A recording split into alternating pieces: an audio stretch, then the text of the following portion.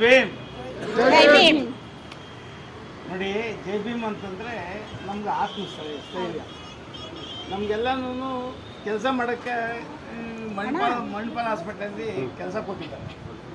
ಆದರೆ ಅಂಬೇಡ್ಕರ್ ಹುಟ್ಟೋದಕ್ಕೆ ಮುಂಚೆ ಎಷ್ಟು ಅವರನ್ನು ಕೆಲಸ ಮಾಡ್ಬೋದಾಗಿತ್ತು.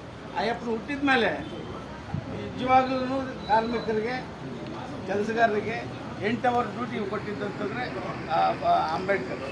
ಅದಕ್ಕೆ ಜೈ ಭೀಮ್ ಅಂತ ಬಂದರೆ ಇಷ್ಟೊತ್ತು ನಮ್ಮ ಇವರು ಹೇಳ್ತಾ ಇದ್ರಲ್ಲ, ಯಾವುದೇ ಭಾಸ್ಕರ್ ಅವರು ಯಾವುದೇ ಕಾರಣಕ್ಕೆ ಹಾಸ್ಪಿಟ್ಲಿಗೆ ಕೆಟ್ಟ ಹೆಸರು ತರೋದು ಬೇಡ.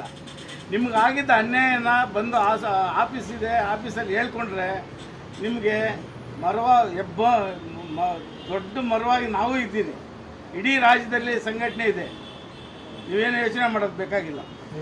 ಆದರೆ ಯಾವುದೇ ಕಾರಣಕ್ಕೆ ನೀವು ಆಸ್ಪತ್ರೆಗೆ, ಯಾಕಂತಂದರೆ ಆಸ್ಪತ್ರೆ ಇದ್ರೆ ನೀವಿದ್ರೆ ಆಸ್ಪತ್ರೆ, ಹೌದಲ್ಲ? ಒಂದು ಕಡೆ ನಿಮ್ಮದು ಸಂಸಾರ ಇರ್ತದೆ, ನಿಮ್ಮದು ಎಲ್ಲ ಇದು ಗಂಡ ಹೆಂಡತಿ ಮಕ್ಕಳು ಎಲ್ಲರೂ ಇರ್ತಾರೆ. ಆಗಿರುವಾಗ ನಿಮ್ಮದು ನಡೀಬೇಕಲ್ವಾ? ಅದರಿಂದ ನೀವಿದ್ರೆ ಆಸ್ಪತ್ರೆ ಇದ್ದರೆ ನೀವು. ಆಸ್ಪತ್ರೆನೇ ಇಲ್ಲ ಅಂತಂದ್ರೆ ನಿಮ್ಗೆ ಕೆಲಸ ಇರ್ತದೆ, ಕೆಲಸ ಇಲ್ಲ.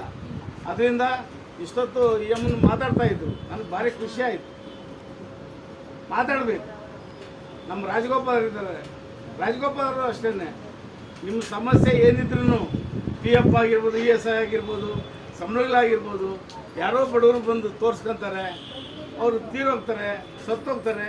ಅವ್ರಿಗೆ ಅಟ್ಲೀಸ್ಟ್ ಒಂದು ಸಹಾಯ ಮಾಡೋದು ನಿಮ್ಮ ಕೈಲಿಂದ ಆಗಲ್ಲ, ಹೆಣ್ಮಕ್ಳ ಕೈಯಲ್ಲಿ. ನೀವು ಹೌಸ್ ಕೀಪಿಂಗು ಅಥವಾ ಈ ಥರದ ಕೆಲಸಗಳಲ್ಲಿ ಇರ್ತೀರಿ. ಇವರು ಜನರಲ್ಲಾಗಿರುವಾಗ ಮ್ಯಾನೇಜ್ಮೆಂಟ್ಗೊಟ್ಟಿಗೆ ಮಾತಾಡಿಕೊಂಡು ಒಂದು ಇದು ಮಾಡ್ಕೊಂಡು ಅವರು ಇದು ಮಾಡ್ಬೋದು, ಸಹಾಯ ಮಾಡ್ಬೋದು.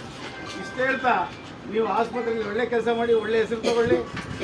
ಮತ್ತು ನಿಮ್ಮ ಇದಕ್ಕೆ ಏನೊಂದು ತೊಂದರೆ ಆದರೆ ನಮಗೂ ಹೇಳಿದ್ರೆ ನಾವು ಬಂದು ಸಹಾಯ ಮಾಡಿ. ನಮಸ್ತೆ. ತನಿಕಲಂ ಅಪ್ಪಾಜಿಗೆ, ತನಿಕಲಂ ಅಪ್ಪಾಜಿಗೆ, ತನಿಕಲಂ ಅಪ್ಪಾಜಿಗೆ, ಅಪ್ಪಾಜಿಗೆ